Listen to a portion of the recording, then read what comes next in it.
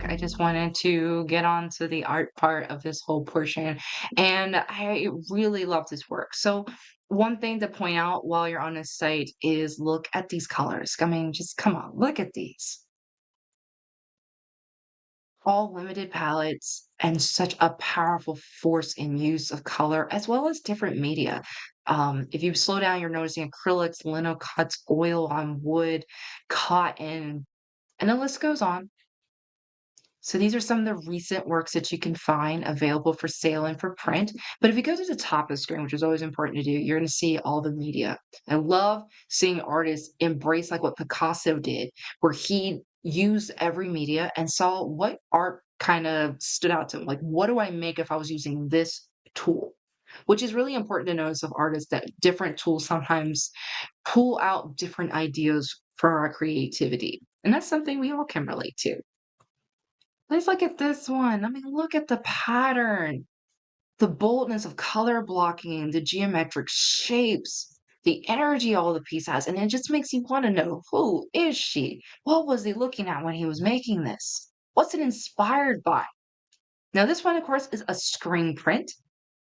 And it's always good too to look at the dimensions. Some works honestly seem larger than they actually are, which is a powerful thing to do with colors. You can definitely make things seem way bigger just by a certain color palette.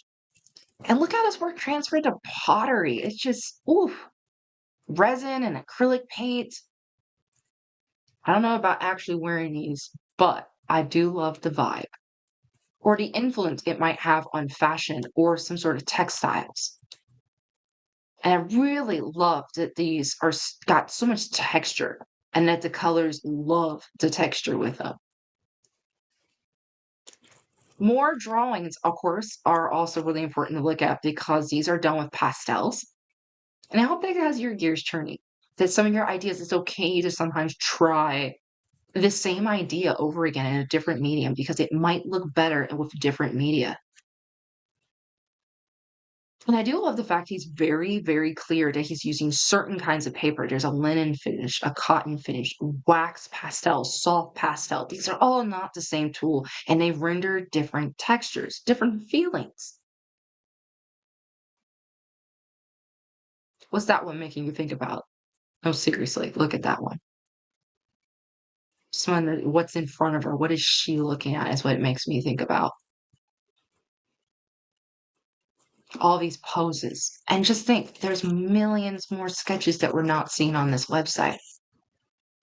And you probably guessed it, I'm a huge fan because he even dabbles in murals and calls them special projects because maybe these don't happen as often as the works in the studio, but they do happen.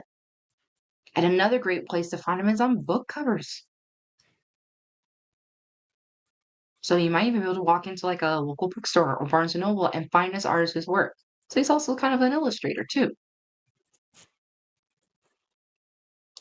One thing I love doing, even especially if you have like a group of work, is remembering to print it and maybe make a collection. You don't need to be already discovered to make a book. It's nice to sometimes look back at our own nostalgic beginnings. This being said, too, this is more of a breakdown of why he makes art from his perspective and, cited by himself.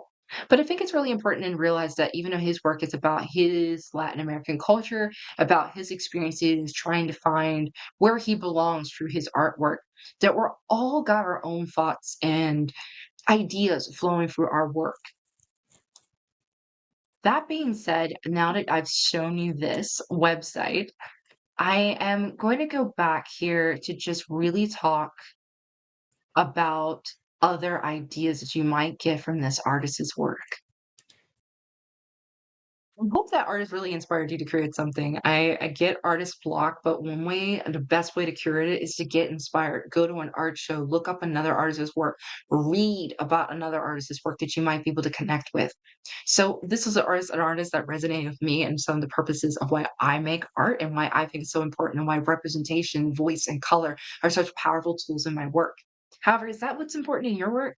It's good to do reflection at this moment. You know, pop open our little journals and grab a pencil and some pens. If you're like me, you probably got like a whole plethora of them always nearby. And this is when we can take a minute to really think about what stood out to us. Why was that color palette neat to us? What did we feel when we saw them? They don't need to be complete sentences. It's okay to have more like a brainstorming idea when you're looking at art.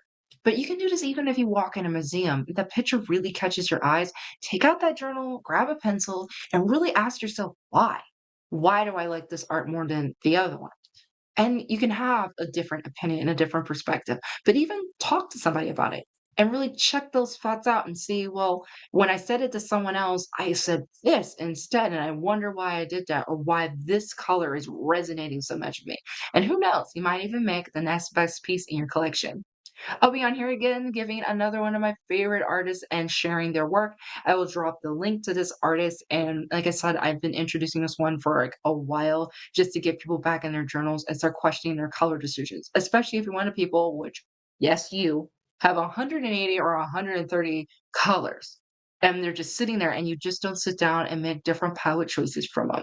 Which being said, I'm going to introduce another really boring book that you can find on Thrift Books, 8 Books, and a lot of other websites, but it's an interior design hack that you should definitely own. Books and books about color. Toodles! Thanks for watching.